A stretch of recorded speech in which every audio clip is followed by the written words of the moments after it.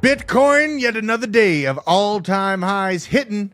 Feeling fantastic over here in the blockchain basement because one of my favorite altcoin picks is working with yet another major central bank. Across the world, this is taking over at rapid pace, and another one of our deep picks is slated to take on a $16 trillion inflow over the next few years. This is going to be ridiculous.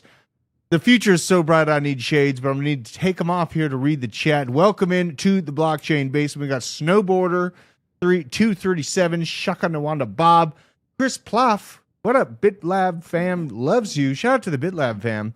Crypto Glassworks, Nicole Ministator. Nicole, what taco token are you buying? Talking about buying some taco token up in the chat here. Trucker Crypto, K-Jam, Isaac. You know, Isaac, he's not feeling too well today. He's, things are getting a little sketchy for Mr. Isaac. Hopefully he recovers here. Hopefully I didn't actually kill him with those words of, we work so hard, we're going to die. Hopefully you feel better today, man. But before we get into it, got to do some housekeeping work on a great channel partner, and that is a product we can pick up for Christmas. An Arculus card. Use code BASE20. You get 20% off this bad boy. You can put it in a stocking, make it a stocking stuffer, and give your friends and family the power of crypto cold storage. I got a crazy text message right before I went on this morning from a buddy named Dave out there. I'm not going to give you all his details, but he's like, man, I should have held on to that $500 investment you told me about in Bitcoin when the price of Bitcoin was $9,000. Absolutely crazy how things can change so quickly over the course of a few years, even with the ups and downs that Bitcoin has had, just moving to the moon. He's taking notice. Many people are taking notice across the world. Let's see here. I think Isaac might have that new walking pneumonia that's going around, KJM. Isaac, you need to let us know, is it the walking pneumonia that you got there? Oh, terrible stuff. Now, 64,200 subscribers on the show. I did have a great time trading this morning. I had a near long, printed 20% on a near long, and we do have a good deal going on if you click the link in our description. So you go here, we'll make sure I'm muted, go to the live. Obviously, you're watching the show, so you can find it pretty easily. But let's check it out. We got a sweet deal that 2Bit has rolled out for us here. We go to more, and it'll give you all these details. But let's click it here. You got the Arculus. This is the one right here. This is a deal that's going to last for about 26, maybe 25 days left. You get 10% of your deposit in a rebate and a trading bonus of up to $1,700. So if you're not already signed up with 2Bit and supporting the basement, go ahead and do so. I'm having a lot of fun printing some Tether every morning. It's feeling great out there, folks. But we have a good guest I want to have join us here. I think I see him in the wings. One of my homies in the crypto sphere. Hold on. Ooh, I just unplugged this. Let me plug it back in live. These have got these weird little tiny plugins. Let's see if I can do it. There it is. All right.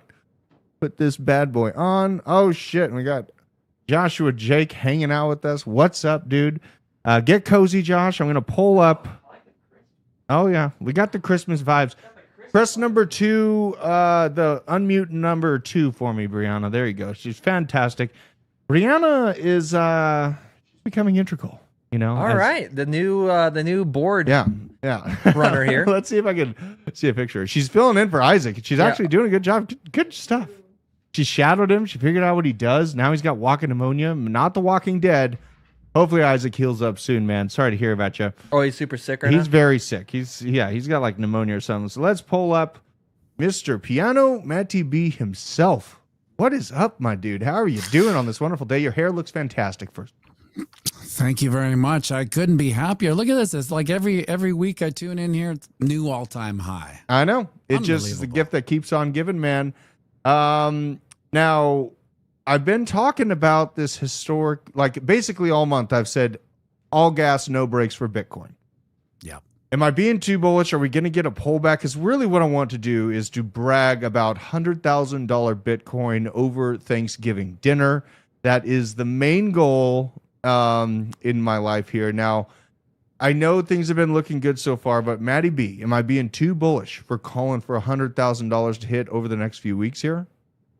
Well, there's no such thing as too bullish in a bull run. But hey, as traders, when things get overheated, you can't help but think, man, this has got to cool off sometimes. She's just got to cool off. Like we've gone up 35%, and it just doesn't have any signs of cooling off. But the tough part in these markets is we're in price discovery essentially, right? So to find where the price is going, it's tough. It's like throwing darts. But what I'd like to do is I like to reverse engineer Fibonacci's. And what I mean by that is that in price discovery, we're irrational. We have irrational price behavior. So when I look at the charts and the Fibonacci's aren't lining up with historical supports. So if you look at these three here, we have the 23.6, which is, it's got 2 candle closes and an open here. So let's call that, limited support. But then we have 38.2% Fib, which is a very, very popular Fib. So the way Fibonacci's work is just in the whole universe. The universe subscribes to the Fibonacci numbers, and it's a psychology, personality. Humans react to the same thing. So here's a quick example. If we're all watching a very boring TV show, at around the 23.6% mark, that's when some people will look at their watch. All the humans in the room will kind of look at it. And if you don't do it at 23.6, the majority of people will do it at the 38.2%. Now, who knows what that is, like 10 minutes, 12 minutes. And then the remainder of the people that are still watching them by the 61.8% Fib down here. Let's move this up. That's when everybody's bored. So that's just the psychology of numbers, basically, right? So if we go to the 38.2% Fib, we see this is absolute no man's land. This is a very important Fib. It shouldn't be in no man's land. Further down, we got the 50, which is, let's call it limited support. We got a candle close and an open there. I'll take it. It's not that strong. But then the most important one, 61.8%. This is just in no man's land. It's so weird to have that in no man's. Usually they'll line up with a support or resistance. Yeah. So what I like to do is correct these Fibs into support levels.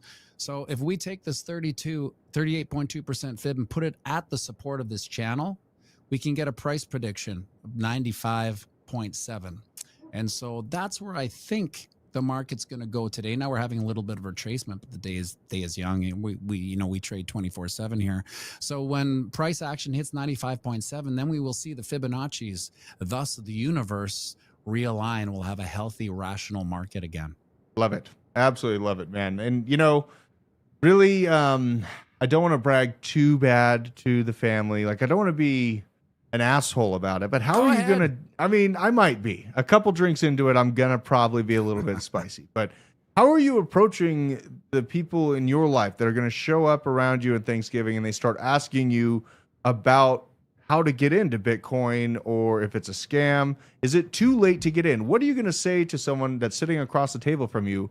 Matty B, is it too late to get into Bitcoin at this point? Well, I've been saying kind of a snarky little thing to people when they will come up to me and say, wow, the Bitcoin price has really taken off. You must be really happy. You won't say sucks to suck, right? What I'll say to them is, what makes me actually more happy is the fact that I told you and everyone I knew to buy, and you did. So we're all in this, right? We're all watching this price appreciation. And of course, the majority of the people that we have told in our normal lives outside of YouTube, they didn't buy. So is it too late now? No, we're right at the beginning of the parabolic phase. And if you look out, Bitcoin goes in cycles. It's another 4 years. You get in now. In 4 years, people will be saying, holy smokes, how did you know to get in back in 2024? Are you a mind reader? You got a crystal ball? Right. Yeah, and it's so funny to see the messages I'm getting now. My brother-in-law, he's been in on crypto with me for quite some time, and boy, howdy, is he feeling good. But then I have half my family that didn't listen to me, thought I was a witch, and here we are. They're hitting me up asking what to do next. They must be coming around now, though. Yes, they are. Yes, they are. And it's like when someone's getting into crypto for the first time, do you steer them basically just to Bitcoin in general, or are you ever bringing up any altcoin options? Well, it's a good question because a lot of people get turned off with the hurdles to get into Bitcoin. I mean, to us now, it seems quite trivial just to, get on an exchange and buy some Bitcoin, but there's a lot of hurdles for the normie. So I have been telling some people that can't get exposure to Bitcoin. Just, their face glazes over when you say, well, you got to go to an exchange and you do KYC and then you get a cold storage. It's too many moves, right? So a lot of people have TFSA. Sometimes I just tell them to get some exposure to the ETF if that makes them, makes them feel better. But of course, exposure to the ETF, that's, you don't really have Bitcoin. In order to get Bitcoin, you need to buy Bitcoin. And in order to own the Bitcoin, you need to put it on a cold storage, because make no mistake, if it's on the exchange, it's just like a bank. They own it. You don't own it. Yep. I mean, that's good advice. Anyone that's asking me, and that's something good to mention, is that you can get access on the traditional market if they're, feeling more comfortable in that realm. Now, Are you suggesting other coins to normies? Oh, yeah, absolutely. Rugs like that will be taken by a 12-year-old in a matter of minutes. I will send them straight to Phantom Wallet, and they can buy poo-poo doo-doo coin immediately when it comes out, and then watch all their savings go away. Yeah, I mean, it's fantastic. Now, I mean, the beginning process, I actually have them learn about what inflation levels have been, just to convince them in or out of holding the dollar. And then after they realize that the dollar is in fact dying and their buying power is dying on that, then we can start looking at Bitcoin. And then they realize how fast they have to work to outpace the debasement of their currency. Then we can start talking about altcoins, Ethereum, things of that nature. So that's kind of how I get into it. It's a process. Hardcore orange pill, right? Or right Hardcore. Into the inflation. Yeah, black pill immediately. I just throw it across the table. It lands in their mouth. They gulp it down. They open their eyes. Their pupils are black. And then they're ready to actually talk to me about the real world. So it feels good, man. But what do you think's going to happen post-Thanksgiving dinner? Are we going to have a Thanksgiving pump? I think from right now, it looks like we have another 2 weeks of violent upward price action for Bitcoin, as I have seen it. And I think we're going to overshoot 100K by about $10,000 to $20,000, come back down to it, prove it as support over the next 2 to 3 weeks, and be cooking on to insanity from there on. And, then no pullbacks. Honestly, I think we're going to overshoot 100K. I think we're going to overshoot it by maybe 6%, 6 to 16%, even historically is what it's done. And then come back down to that level of Fibonacci on the macro market to prove it as support. And in my opinion, that movement where it comes back down to prove its support is where Bitcoin dominance falls off and we begin to see an alt season come. And then the Bitcoin maxis will get real pissed from what comes after that. That's just what I'm thinking.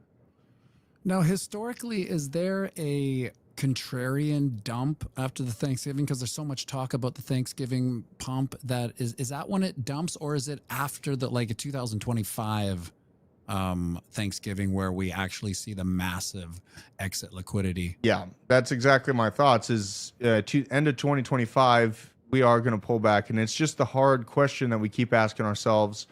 I've kind of landed to just expecting a pullback to around 100, maybe 150 on Bitcoin to roll my altcoin money back into from whatever I don't spend on real estate. But these institutional investors, they're not holding for just a year or two to, so the pullbacks that we're used to on the 4-year cycle actually might be the biggest part of what's broken in our technical analysis moving forward. Really at large, I've talked about beginning to take profits in May. And essentially how I'm approaching this is I'm actually going to lower the amount of profits I begin taking in May. It was at 20% in my mind. I'm going to lower that to 10% per month and then increase it as we get closer and closer to that kind of Thanksgiving end of year time frame for 25. Yeah, I'm kind of leaning towards the whole concept that we may not see a bear market again. Maybe this is the super cycle. But, as soon as the bull run hits, we all start thinking there's never going to be a bear market. 100%. But I mean, with the 100%. fundamentals, all these institutions, all these hedge funds, all these pension plans just aping in. I mean, pension plans don't go in for the cycle. They're not like, let's ape in and then we'll get out at the top. They don't do that. They're in for decades. Yeah, the strategic reserve is also designed to be protected in the manner of exit in that manner as well. That's not like if they do end up doing the strategic reserve through the Bitcoin Act, they're not able to just giga sell out of that strategic reserve. It's actually done in increments of over years' time, congressional approvals, and in a very controlled manner. So it's very, very interesting to see this dynamic change. And honestly, the super cycle is something we dare said 2017. It's something we dare said in 2020. And now you have, I want to ask you this next macroeconomic question, because we did see a basic and pretty good bull market in 2020, regardless of a pandemic and a worldwide economic slowdown / shutdown, right? A lot of economic pressure and fear. And we still experienced a pretty amazing bull market. Now we're sitting on the heels of the mainstream media feeding the fear, uncertainty, and doubt of World War III escalations as of the beginning of this week with the basically missiles from the United States and the United Kingdom making their way into Russian territory, Russia's nuclear ability response in terms of their legislation. Are you worried about World War III rug pulling us on a bull market over the next year here, or how are you kind of playing this time frame? Well, I mean, as human beings, we have a hard time conceiving the end of our own life, right? So when it comes to World War III and a nuclear war, it's over. You're not worrying about Bitcoin. You're not worrying about anything. It's all over. So it's all esoteric and deep, that if you let your mind worry about those type of things, I mean, there's nothing you can do. There's nothing I can do. There's nothing they can do. It either happens in a blink and it's over, and it's just, it's nighty night for this civilization for another 50 to, I don't know, 500,000 years, and that's it. So I mean, it's too big for us to comprehend. So I just trudge through like every day's a gift, and I don't think about it because you can't. We don't have that control, do we? Yeah. And that ruins your vibe, man. You got to have positive vibes to really experience that upswing. And I just leaned into the dangers the mainstream media was selling us on last cycle with my entire life savings. It changed my life for the better in an immense way. So something important to keep in mind. Drew? Right. I mean, I've already done what I could. I got the nuclear, biological, chemical suits in my vehicle right now for the whole family. I got land. I got a bunch of chickens running around. I got 4 gardens at this point, 5 outbuildings with a bunch of stuff. I just keep building outbuildings and fitting things onto my property because it's something that I enjoy doing, but it's also helping me sleep at night knowing I'm doing everything I can just in case. You know what I mean? Just feels better. Well, unfortunately or fortunately, depends on how you look at it, Winnipeg, Manitoba, where I live, is an important city in the ley lines of the energy grid on the world. So it gets taken out. It's on everyone's radar. So it'll just be one second I'm playing piano, the next second I'm playing piano somewhere else. Yeah, that's so true, man. It's so true. Well, Matty B, it's an absolute pleasure having you on the show and talking about these kind of larger market structures and where things are headed. And remind people in the chat, we do got some new people flowing in now that Bitcoin's been doing what it's doing. Where can they keep up with you and all of your technical analysis?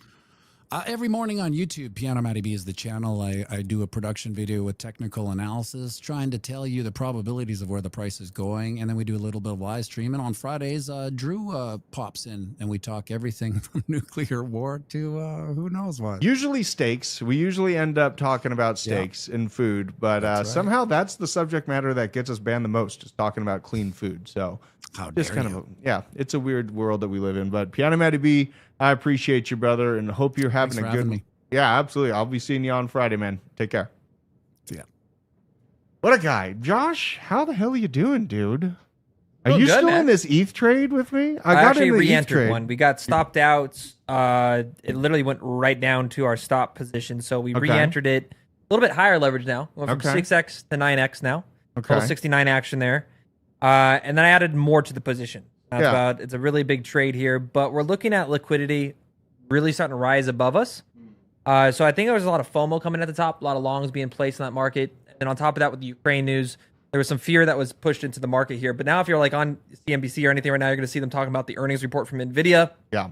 Expecting at least some bullish momentum here to the evening. You have liquidity at for Ethereum, 3116, huge target. Yeah. Massive imbalances in liquidity though, back at that range high there at about 3160. So, on that larger time frame, it looks like you're on the minute chart here. Oh yeah, you know me. I'm minute trading, if you look at baby. I think the 10, 15 minute, it's starting to reverse here because we caught the bottom for sure of that trend. Now we're actually up in profit, but that 15 minute, right? Looking to start to roll over again. That's the stochastic starting to break up here again. I don't know what that support line you have in there, but that's going to be a pretty decent level. Well, this was so I entered once this morning. I flash closed it for like 15%, and then it fell back down. I ended up re-entering on a smaller position because I wanted it to be a free trade. Basically, I'm trading with the gains I made this morning on this. Yeah. And I really, I don't. What I'm trying to do is catch the giga resurgence of Ethereum, and this looks like a bunch of hard stops on lower downward price action for Ethereum. And we're just at that moment where, we're getting close to alt season actually starting. That's what I'm feeling in my guts. And if you go back to that chart too, looking at that range, right? Every time, if you draw out that line there, the Telegram has been literally just trading every time it hits. They're like, oh, okay, it's going to go down 2025 or 3025, enter, sell. Enter, sell, enter, sell. I mean, it is literally the strongest support we've seen. So it's a matter of time before this breaks out. It's way more bullish than bearish at this point. Yeah. The only question, there's obviously a lot of fear mongering going on with World War III and Russia and nuking Poland or, whatever is taking place. Yeah. But other than that, Bitcoin's liquidity is now 95.2. They just got a nice little liquidation grab. So I'm expecting some upside action here. So we enter that 9x position here. But again, if you zoom out to like the hourly. Yeah, let's do that. And then you draw out the, bullish pennant we're starting to look to form. Oh, here. yeah. Let's see here. The flat, you might need to go 4 hours. It's been some time here. Yeah. It's been some time. I mean, this is a lot of pain and it's making people capitulate. Look at that. Jesus. So we're starting to pinch. We're pinching. If you pull out the Bollinger Bands there, you're pinching. And that stochastic's overextended. The MACD's already overextended. And look at how coiled this is right here. Very coiled. That is intense. We're going to get that spring released here soon. And we're looking at that upside. I'd like to see 4K, but even a 3,300, 3,400 on a 9x leverage, we're up 60, 70, 80%. So we're doing the same thing as you. Yeah. Trying to catch it. 5% stop loss. Who cares, gonna right? come, We're dude. chasing a 50% It's win. coming. The turnaround is coming. And like TJ was funny. He's like, man, when you're near the bottom, when people that are as bullish as he is on Ethereum are near capitulation. That's how you know the bottom is near for Ethereum. Yeah. To the Bitcoin pair, it's been painful for the altcoin holders at large, but honestly, we're setting up for some beautiful things here. Now, what do we got here on the first set of news? But first of all, for everyone that's been in on crypto early, I just wanted to say something to you guys real quick. I'm so damn happy for you. Ooh, boogie, boogie, boogie. Welcome to Pookie, baby. I'm yours.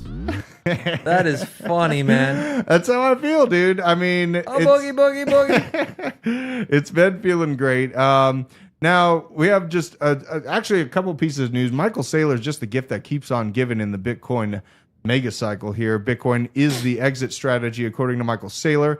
MicroStrategy has increased its raise to $2.6 billion from $1.75 billion to buy more Is this your tweet? Bitcoin. No, I don't think so. Who put that? Crypto University. I love that they just ran up. They just put hashtag chill guy in there. Chill guy. Oh my God, he snuck it in there. They snuck it in there. That's that new meme coin that people. I think Nicole Minnis was talking about it too. Yeah, it's a TikTok meme coin. Yeah. They come out of nowhere. They skip Twitter and then just go straight to TikTok and explode. Low. Absolutely nuts. Saylor Giga Chat here, adding to his $2.6 billion buy on Bitcoin at its recent top. Just absolutely insane to see. Shout out to Michael Saylor and his chiseled chin that will be probably in statues, potentially on Mount Rushmore at a point. Maybe. Yeah. I mean, could be. Yeah, he's Mount Rushmore, maybe. I think Kamala Harris should be Mount God, no, why don't it's- you do that to me? Man?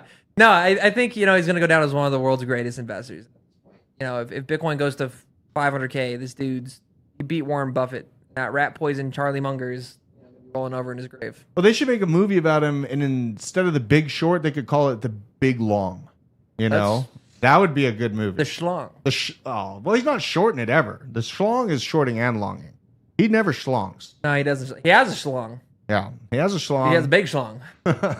Shout out to Michael Saylor, though. He's probably going to end up buying like Galapagos Island or something at a point. It'd be interesting to see. I just buy the U.S. at this point. Oh my God, that is a scary thought, isn't it? Gonna buy us out of our debt. Bitcoin reserve. King Sailor, Jesus, that is sketchy to think about. first king of the United States. So what happens when treasury buyers now are no longer interested in treasuries and they just buy Bitcoin, right? Then the dollar's got some tangible competition. Weird things could happen from that point. Yeah, or you tokenize your treasuries and you pull out loans that are going to appreciate by 5% anyways, and you put it into Bitcoin. There you go. Why not double dip? There you go. And the little Michael Saylor strategy: double dude, dip, triple dip. I triple love dip. where this world is going because now we, have absorbed. I mean, we haven't even gotten close to actually absorbing the current financial system, but they're seeing that there is way to earn yield. They're seeing that there is way to back your fiat currency with Bitcoin. It's just the perfect catalyst. We also saw this from Rumble. Rumble CEO Chris Pavlovsky. I met this dude. He came to the Hit Network house when we were in Bitcoin Nashville. Very cool dude. He was talking to Michael You were Saylor. with Chris? Yeah. He came to the loft thing that we were in Shit. at the party. It was kind of crazy. And That then, was crazy. yeah, we met Russell Brand at his booth. Like all the cool people were there. Talked to Michael Saylor about adding Bitcoin to his balance sheet. Saylor, of course, says yes. But now it looks like Saylor is actually going to be advising them on how to make it happen for real. Super crazy to see. Shout out to our Rumble viewers. We got Word Sister down there. No Johnny December's down there lurking, but we will never give up on Rumble. I think that that's going to be a great streaming platform over the next few years. Bitcoin sitting here just gobbling up all the world's money. Bitcoin at a $1.8 trillion market cap. JP Morgan Chase is only 684 bill. Bank of America at 356 bill, and IC Bank of China at 280 billion. This means Bitcoin has a larger market cap than the top 3 banks of the world combined. Absolutely stupid. Now the Bhutan government holds 12,200 Bitcoin, about $1.14 billion in US dollars worth via Arkham Intelligence, a great platform if you want to follow some of the top wallets in crypto. Arkham Intelligence is a great product. The Arkham token, probably something I need to buy. Now that I'm thinking about it, I will have to check the price of Arkham token after this story here. Bhutan 2023 GDP was $2.9 billion in US terms. So if Bitcoin hits another 2.5x from here, Bhutan's Bitcoin stack will be about the same as its annual GDP. Imagine the dominoes that will fall after this. And this is smaller nations that got in early to Bitcoin that are increasing their valuation by simply holding it. And this creates a compounding snowball effect, in my opinion, where other nations that are dealing with deficits on their own fiat holdings and their GDP is slowing down, yada, yada. Yeah. They see this upside. They're going to create an avalanche of interest over the next few years. And that's where I have a hard time finding us crashing back down to $60,000 to $70,000 in 2027. That's where I can't really see it going down because these countries aren't in and out in a year or two time frame, Yeah, it's also another conversation. Like, maybe we're not hedged against inflation in the United States, which arguably we are with Bitcoin. But they're dealing with hyperinflation. Yeah. So it's like no matter what, it's a way better store of value than whatever they're utilizing in the first place, and you can use it for international trade if you really need to. 100%. Yeah, I mean, look at Argentina, or not Argentina, but El Salvador. We're just gonna follow this domino effect, and like you said, there's gonna be a point where sovereign wealth funds, all these nation states, are adding Bitcoin to their balance sheets. Making it maybe even not just a store of value or a strategic reserve, but they're making it legal tender. in these smaller second world countries, that's where it's going to stack up. And that's because they're the ones that are affected the most by all the economic hitmen. So China, the United States. Well, the IMF. This makes me think of the IMF and how pissed off they're going to get because they're losing mad. customers. They're angry Right. because their goal is to. If you guys don't know this, the IMF, their primary strategy is to prey on weak nations specifically going through natural disasters or war. And what will happen is the IMF will step in and say, hey, that's awful that hurricane wiped out your country. Here's a $3 billion loan. Pay us back. But then the United States raises our interest rates, or they decide to print more money, and it makes it more expensive for these second and third world countries that are indebted to the IMF. They have to print more of their own currency. Yeah. And if their economies are already weak, it causes hyperinflation. And so Bitcoin's like the ultimate answer, and it's decentralized geographically. So you can volcanic mines, if you're an oil, country, if you're solar, desert, doesn't matter. You can get that free conversion of energy. So it's just a new access point. I think Bitcoin's going to be $600,000 one day, 2030, 2040. I don't know when. I think 2030 we're seeing 600K. 2030? Yeah.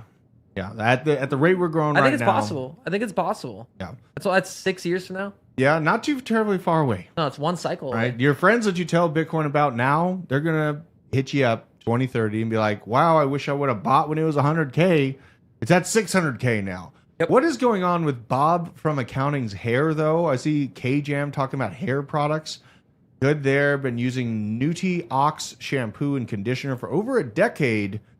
Josh, are you worried about hair loss? Because sure, we could get rich off crypto, but what about hair loss problems? Are you worried about this? Dude, if you guys need a donation, I'll just shave my eyebrows for a week.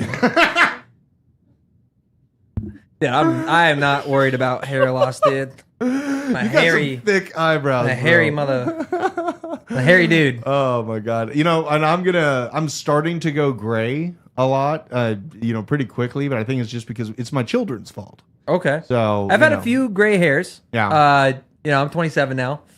And I think that's still early for gray hairs, but Yeah. I've gotten a couple of it. And I'm pretty sure it's just stress. I'm pretty sure it's like the crypto markets. You're like, all right, and it was the wedding actually that gave me some gray hairs. Yeah. I don't know why I was so stressed. And then it happened. I was like, man, that was the best time of my life. And how do you feel now? You're freshly married. Is it going fresh, good? dude. It's great. It's awesome. Yeah.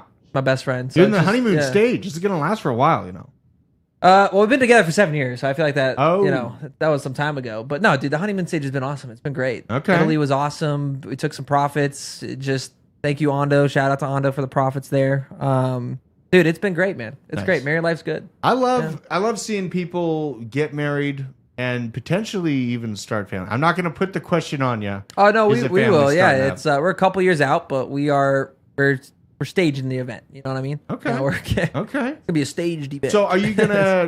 What's the living scenario that you imagine? What's the goal? Are you gonna live on like land, or are you gonna get just a nice big house on a smaller plot? Because there's positives for either one. Like if you have a smaller plot, it's less maintenance. Like me, it takes me 6 to 8 hours to refresh and mow all the lawn. Just mowing the lawn takes me about 6 to 8 hours. So I mean, are you gonna get a large plot like that? Dude, I think from right now. I'm very much. I love the city. I love being in this environment with a lot of people, and I know that's opposite from a lot of people out there. But I grew up on a homestead. I grew up on a farm, so it was just like I've kind of been there, done that. And Yeah. so right now it's like I'm really just focusing on my career, which is a lot of international travel right now. Of course, what we're doing with crypto. I'll be in Abu Dhabi in the beginning of December. You're going to Abu Dhabi? Abu Dhabi, yeah. I'll be What? married.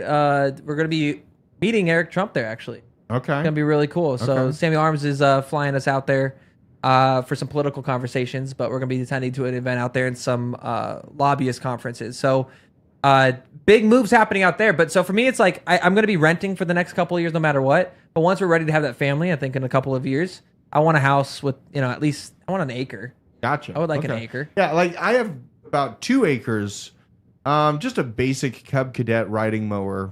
But I think what takes me the longest is cleaning up the trees and the shrubbery because I'm also chainsawing things and burning them and doing all kinds of stuff. I do need to get maybe a goat or 2 to start eating Goats some are of them. awesome. You think so? I recommend goats are cool, but they're mean. Sheep are a lot easier, but they're more. You have to manage them more. Okay. Like a goat, you got to set loose. He'll go eat everything. I think- Sheep, like you I'll gotta. get them in order.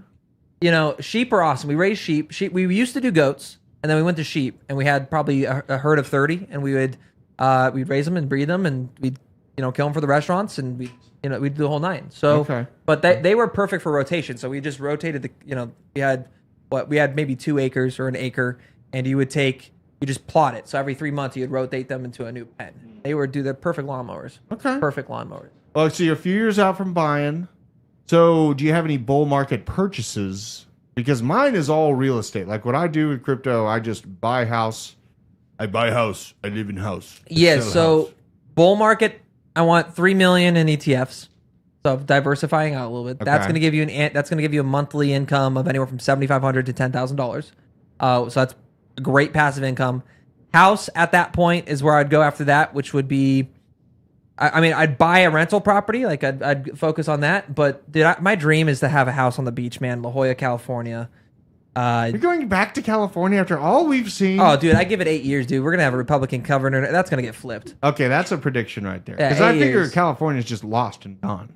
For now, it's being found. Okay. It's been lost for years and years and years, but it's just like New York. I think New York will be one of the greatest cities to live in again in about 15 years. Okay. I think you're gonna see a rotation. So there's into, hope, is what you're saying. There's a lot of hope with the current administration. People are just waking up, dude. It's you watch these leftists are falling apart right now, screaming and panicking. Democrats can't get along. They're less united than ever. And just look at the cities. Everybody's exhausted of I'm tired of people going like, Donald Trump's bad. Harris good. Like, have you lived in California? Have you lived in New York? Those cities have gone to complete utter shit. Nobody wants to stay in the United States. There's a lot of cleanup to do in San Francisco. A lot of clean in San Francisco and California, but even just incentivizing people to want to stay in California. Let's get there first. It's like every company is leaving California. They're leaving New York. They're going to Dubai. They're going to Singapore. They're going to Hong Kong. They're leaving the United States because it sucks here. Yeah. So, I think we're getting that pivot now. We're getting that switch. And I'm very excited for 2026. There goes my glasses. 2026 specifically, which is going to be the World Trade Fairs with Donald Trump that he's setting up. Oh my God, the World Fair. I think that's going to bring a lot of money back to the U.S. Is it going to be in California? I think there's going to be multiple state fairs, Iowa, all across the states. But what I'm saying is with that, there's going to come a lot of deregulation. They're going to be inclined to incentivize that development in the states. I think you're going to see a rotation. I think it's going to be Texas first, and Florida is going to get a lot of that tech, like St. Pete's, Tampa Bay, Miami. But I do believe, I'm giving it a time frame, 8 to 10 years. You're going to see a Republican governor in California and New York. Okay. Shout out to Matthew King for dropping the membership. I saw some gaming dad dude picked up the membership. Join the Discord, the OG chat in the Discord. You get all the access. I give you the Bitcoin forecast every morning. And when we do look like we're going to hell, you're going to want to have access to that Discord because you're damn right I'm going to tell you before it comes. Now, something else I want to talk about as it's coming is altcoin season. This is Don Alt's post about this, but I've also given my own thoughts. His lineup pretty well. Alts have been hilariously weak against Bitcoin.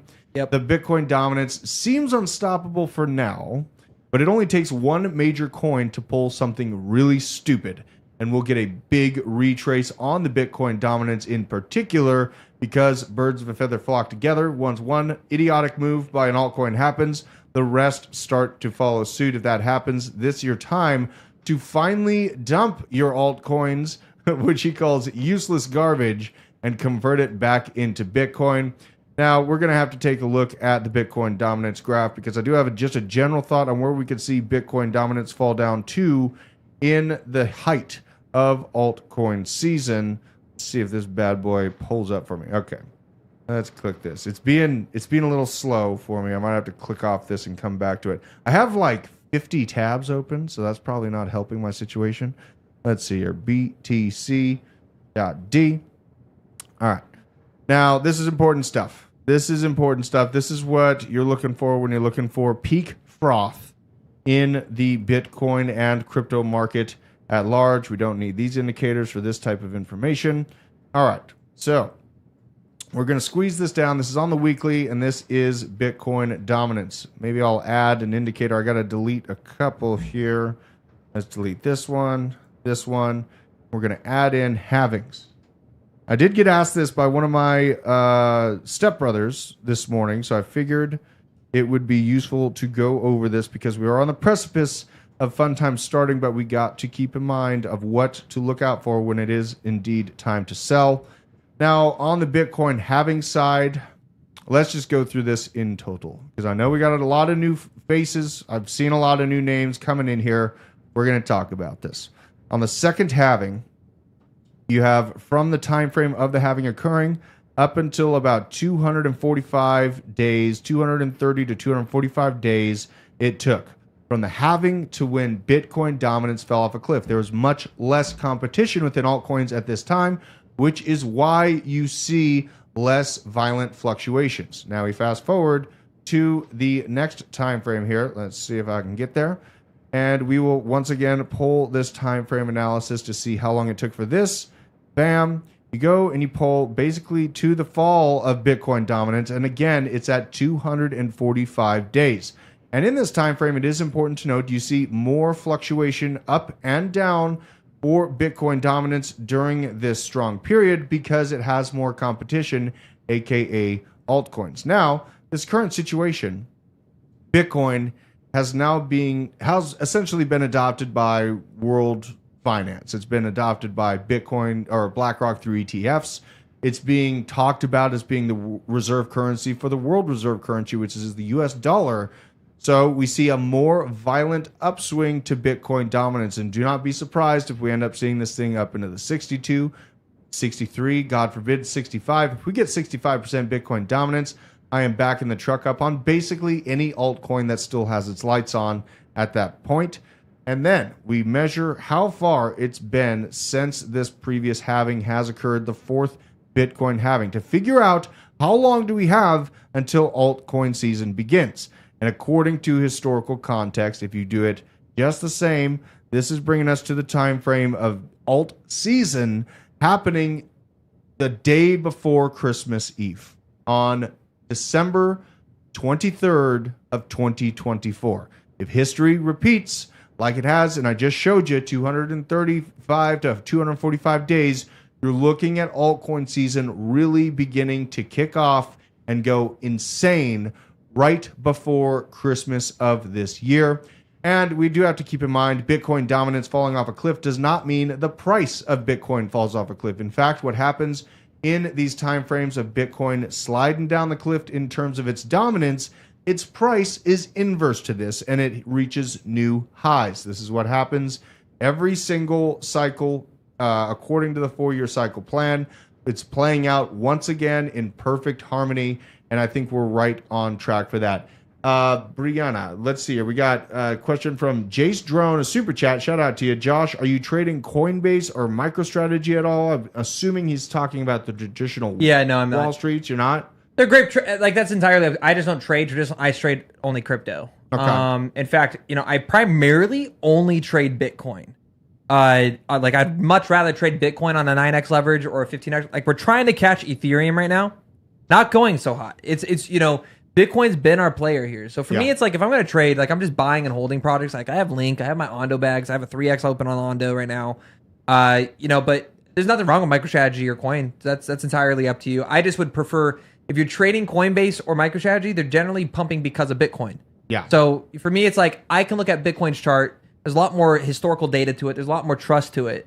And so for me, I'd rather go 3 or 4x long on that in a trade than anything else. And today's playing out to be a perfect example of this. I really only ever trade crypto. And anybody in my Telegram right now, we know that Ethereum is a great entry point right now. We've been trying to trade this breakout here. But even with Bitcoin going to all-time highs today, Ethereum didn't break out. In fact, it went to 2160 last night, but came right back to the entry point. Ethereum. Just max pain for Ethereum. So we're like, we're trying to catch it. But like at this point, if we were to just trade, Ethereum or Bitcoin, we would have actually been in profit right now. So it's like I made a big move off near though. I made a big move off near because Bitcoin had already accomplished the all-time high, and I cannot take a long out when it's breaking into new all-time highs. It's kind of hard. I would have shorted that, but what I'm actually speaking of was yesterday. So we actually shorted Bitcoin from its all-time high down to about like 91.5 or something, 91.8. Got out. Then at the same time, we were looking at the charts, like, all right, Bitcoin's starting to rebound.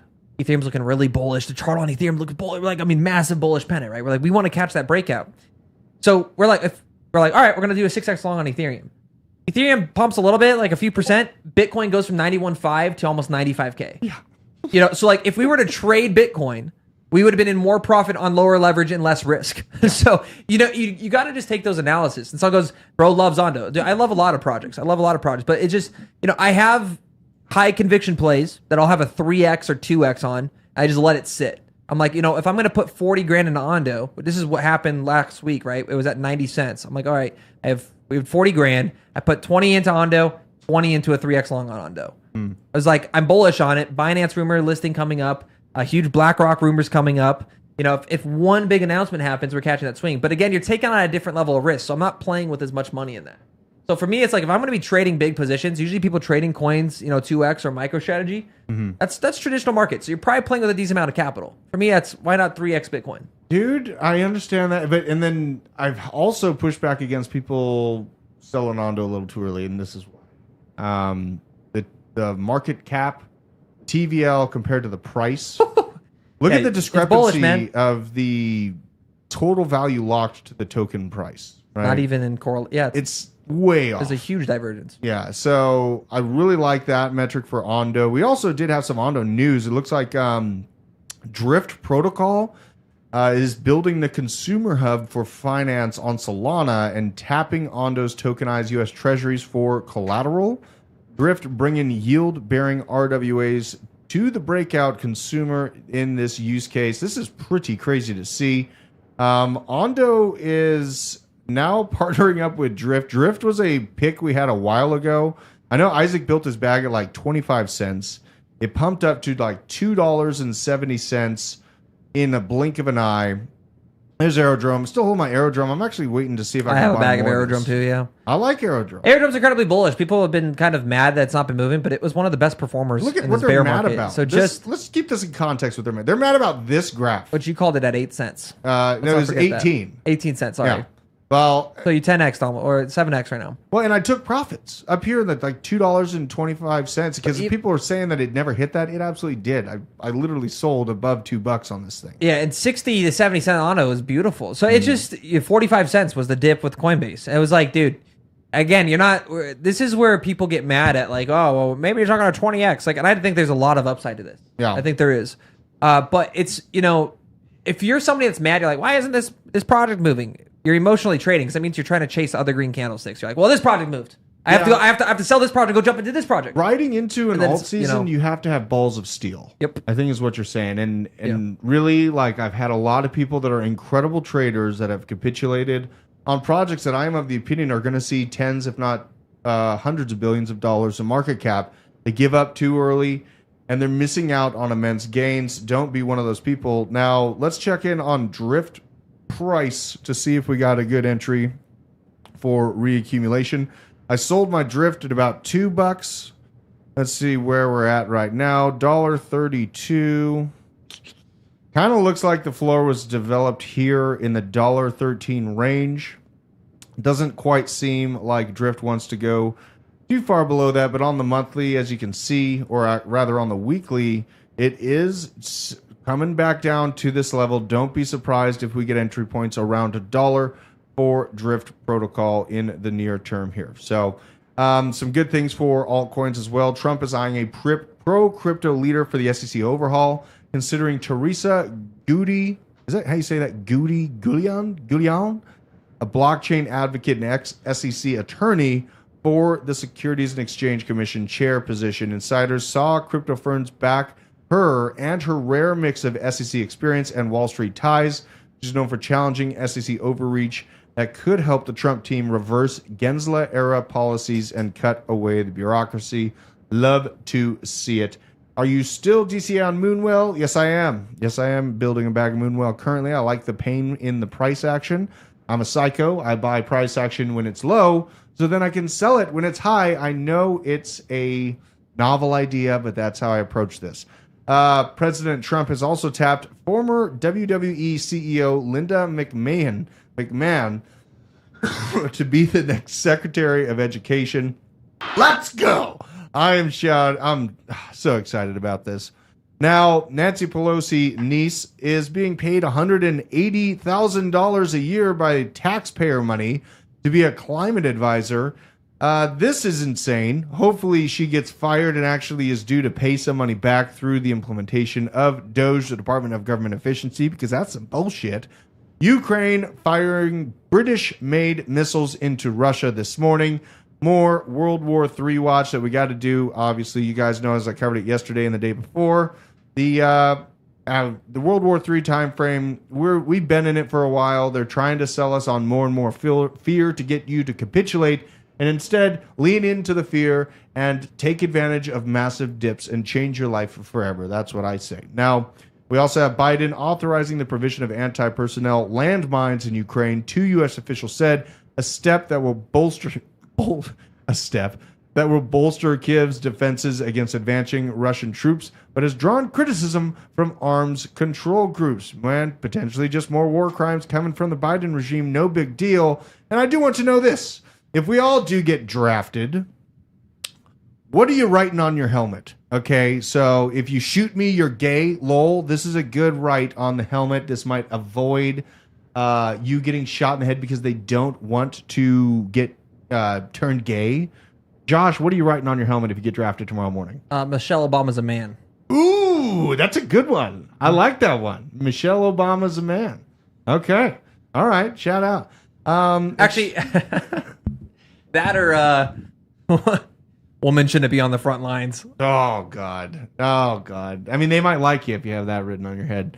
Now, we have this. Well, it's Russians, right? Yeah, I mean, we'd You're be arguing. talking North Korea, Russia, China. You have Venezuela. You have Iran. You have basically the entire BRICS alliance, which would be, if we do end up in like a full-fledged thing, say a couple years from now, it's going to be a hodgepodge of BRICS. So let's say it's Russia. I think another good one would be I identify as they, them, Russian. Ooh, okay. Yeah, I mean, I think that Epstein didn't kill himself would be a good one. You know? I'm not on P. Diddy's list. Yeah, not on the Diddy list. That might be a nice one. Now, this is just, if you're going through stuff, personal life. That's good from Zachary Markham. My body, your choice. Please don't shoot me. That's a winner. That's a winner. Oh, no. Absolutely crazy. Now, I just saw this last night. I don't consent to being shot. Yeah, I don't know. Everyone's going through hard times. And if you're going through relationship problems, just listen to this. Told you I'm leaving. Listen. Oh, I hope I don't lose you. He's singing it. Seriously? Please stay. He's hitting these notes. I want you, I need you, oh God. These are not easy. Damn, notes. dude. Take these beautiful things that I've got. Please stay. How could she leave him with a performance like this? That was actually... It's incredible. That right? was insane. I know. You guys don't realize how hard those are to hit. I've been doing that in the shower sometimes. Look at her face at the end, too. She's like, oh, you son of a bitch. I don't know, with a voice like that, he deserves someone that looks at him. A little more like lovingly Yeah, than this. she looks like she's, Like, over it. She's full of, these Oh, maybe with a voice like oils. that, she's not the only girl. I don't know. What's it say? I can't see because of the... What's it She's say on so it? done with me. I think she's really really leaving me leaving this this time, and he's laughing. Oh man, that is just sad stuff. You know what? But if you end up going down this road, just try some acapella. I don't know. Also, they could be together for 7 years and just Yeah. at the point where they're like, sometimes your significant other, dude, you're just like, shut up. Oh. You're like you love them to death, but they're screaming. They have this burst of energy, and you're just tired. Yeah. and Or maybe it goes both ways. He could have spent too much time, trading meme like, coins too. Like I've definitely had my wife be like, "Yo, can you just stop talking?" Like I'm like 'cause I've been just nagging her for like an hour. It's like I get it, it's I've made that face a few times. No one's perfect, okay? No one's perfect. My wife has asked me to shut up about world politics and about the Federal Reserve countless times. She's a researcher in the field, so Yeah, we're not going to talk about crypto, honey. I promise. Yeah. And then all we do is talk about crypto. She's just like, I hate this. yeah. Will you shut up? And shout out to Coins Chick dropping the membership. We got Bitcoin Bandicoot dropping memberships. Appreciate you. Coins Chick, one of the few women in crypto that's a real woman, a real person, woman. A real woman? Yeah. Don't Like, I just assume. have a hard time. How believing dare it. you assume? Well, I'm pretty sure. Are her pronouns in her bio, or do you not know? No, they're not, and that's why How I feel will like we she's ever an know? actual woman. It's like AOC, dude. She added her pronouns and then removed them. Now we don't know what she is. Yeah. Who is she? Dude, she's gonna hook up with Elon Musk. You watch. Ew. Yeah, I know it's you. You know, look at your sad face. I think it's gonna happen. She's gonna hook up. Elon's gonna be like, no one has titles, and we're doing away with 80% of the federal employees in the government. She's gonna be like, I think Elon's done too much charity work, dude. That would save her bloodline, you know, because man, God forbid she gets with like a Newsom, you know. It's over. Yeah, dude, she's crazy. She's crazy. Very sad. There's that much. I don't know. We're gonna leave it at that. Well, speaking of crazy, this is a good segue here. The View host Sunny Hostin is forced to read a legal letter by Matt Gaetz' legal team.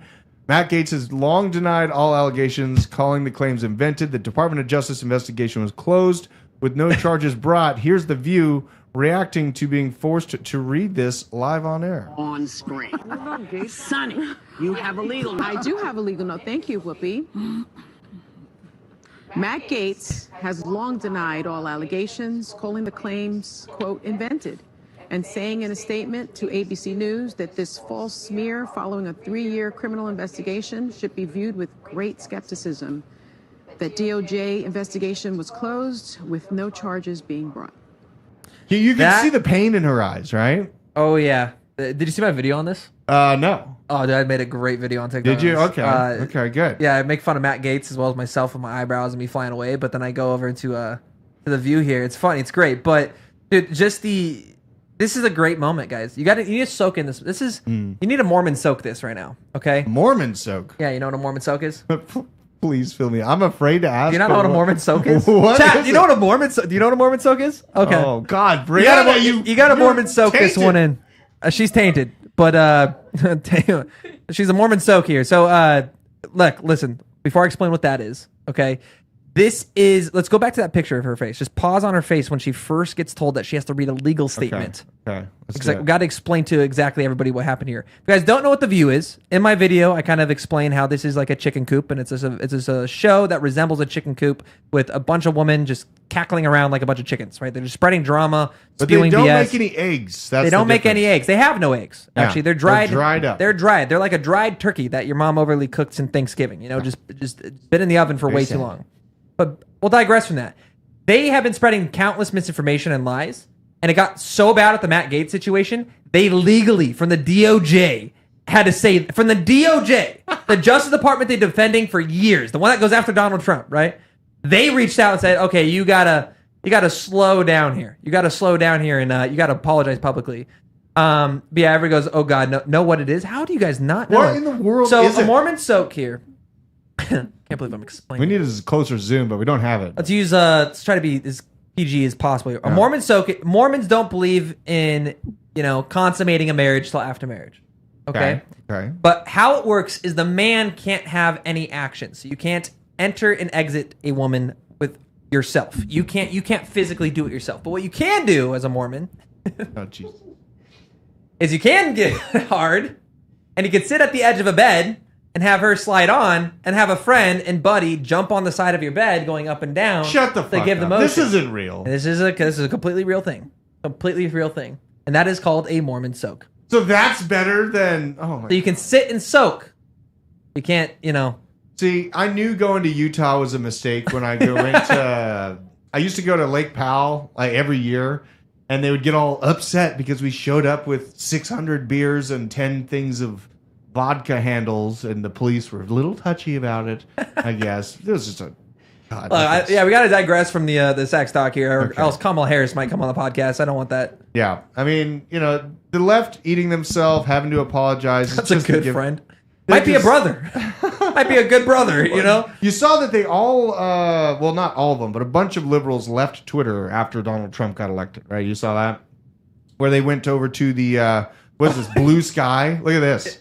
At Look the at end of this. my video on The View, I go, the only thing left for The View to do now is leave Twitter like Don Lemon. And then I say, and who's that, you may ask? Exactly. No one knows. Well, and the Babylon Bee made their debut on the Blue Sky platform to try to just, hang out with the lefties.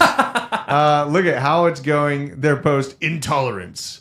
Our post was mistakenly labeled for the first time, so we thought we should run it back. Intolerance. Once again, intolerance. Dude, you can't say it. It's literally the biggest Democrat circle jerk shill fest. And it's so funny. They go, we need to regulate, social media because they're spreading misinformation. It's like on Twitter, you can literally say anything, do anything. You got community notes. You can be a left on the platform. It doesn't matter. In fact, my feed is primarily liberals because I engage with them because they're so stupid all the time. You got to engage with them. You got to try to talk some sense into them. You got to talk to them. You can't. They're lost, man. Yeah. They're lost. People like Harry Sisson are they're lost children. Dude. Look at this, though. Blue Sky Safety put out a post. In the past 24 hours, we have received more than 42,000 reports. An all-time high for one day. We're receiving about 3,000 reports per hour. This is where you come with me and you go see the Echo. I like that K-Jam says, Josh, you're going to have to look out for your wife after that. Hope she's not watching the show. Dude, we're Mormon. That's how we know about this. Are you Mormon? No, I'm just... Oh, okay. I just wanted the gas. I know someone in the audience is like... yeah, you got to do it. Back to crypto. Yeah, Mormon's super kinky. What the hell is going on over there? Fun stuff. Now, I can't even... There's so much... Did you see this? This is important to cover. Look at this. So, Donald Trump reportedly to give credentials to podcasters, YouTubers, and social media influencers access to the White House press briefing room. Josh, you got to get us those credentials. What do you think I'm going to Abu Dhabi for, my man? Come on, man. I'm getting those. I'm telling you right now, I'm getting those connections. Our goal is to get Samuel Arms in the White House. Dude. Not whether it's some position, some administrative. And I'm going to sneak in right behind him. He has been the one of the leading lobbyist groups for all of crypto, for the last since I don't even know 2016, 2018. Yeah. He's been after it for a while. So he knows everybody that's being put into positions of these cabinets, and so our goal is to get those White House press. I want us averaging 10,000 live viewers. I want to bring Drew with me. I want to be going to the White House. I want to be asking correspondent questions. I want to be boots on the ground there with information. I think it'd be the coolest thing ever. Yeah. This is crazy to see. Okay, so we got to get through the altcoin news. We got some nut stuff. Phantom, the wallet, has flipped Google Chrome to become the #2 utilities app on iOS in the Apple App Store in the United States. This is where, just get your helmet on, things are about to get retarded. Now, Polygon might be looking to rebrand. I hate everything about it. Don't like it. Polygon, stop putting yourself in a position to not have gains. This bull market, we already saw Loop Ring fall off the face of the earth. I would not like to see Polygon holders experience that same downswing. They're kind of doing, have you seen what Jaguar has been doing with the rebrand that Jaguar is doing now? It's literally no one is interested in on the Twitter post. Oh my God. You'll see my comment. Yeah, it's I said, bad. ain't no one copying you, Jaguar. Yeah, That's what I said. So sad. Oh, dude, it was, what the heck, man? That was some It is so Olympic stuff sad. right there. Now, Why can't people just be normal? I mean, being normal is the new punk rock. That's what, traditional, normal heck, people, man? that's punk rock now. So, we also have this, Cardano, one of the top gainers today. Looks like rumors are circulating Ripple and Cardano partnership might go down after chats between Ripple CTO Hoskinson hinting at Cardano's midnight privacy tech to boost XRP DeFi capabilities. Bringing DeFi to XRP, there you go. There's your little hope for XRP bags. But honestly, I don't expect this token to breach. I actually feel like Cardano is going to outperform XRP this bull cycle for a myriad of reasons, but mainly because the market cap sizes and how much of the tokens are held by Ripple in the term of XRP. Now, what we have for Chainlink, something I've been very bullish on for a long time.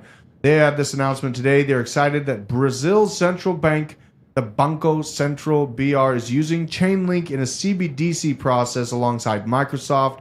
And what is this? Is this Super App Financier? It looks like they're trying to utilize CCIP to enable this cross-currency, cross-border, cross-chain transaction. This is the after effects of Chainlink having an actual deal with SWIFT to make international payments a reality. Now we're going to see the CBDC rollout. And really, here in America, we just have to make sure that we have privacy built into any form of CBDC that they try to roll out over the next few years, or that's likely the beginning of the end of humanity as we know it. Now, on Ondo tokenized RWAs, tokenized assets could reach $16 trillion by 2030.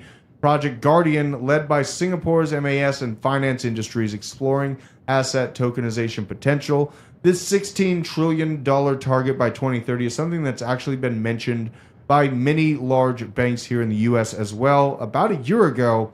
And in my opinion, they're not far off the mark. I really think that when we see the tokenization of real estate, of the mass market of these treasury bills, we're going to see an influx of value that we can't even imagine. It is hard to call what Ondo's top will be because it's taking a bite out of one of the biggest animals on the planet, which is tokenized assets. It's what Chainlink is setting up to, and I don't know exactly where the top is for these things, but I do have strong conviction that Ondo is going to be within the top 30 of this bull market, and I'm also of the opinion that the top 30 is going to be made up of token projects that are above a $30 billion market cap. So just keep that in mind. Go do the math yourself. You'll see what I'm looking at with this.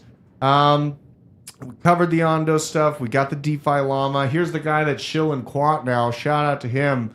Bank of International Settlements dude. This guy probably eats a person a night, and he's going to help pump Quant back to $100. Eats all the transactions. All of them.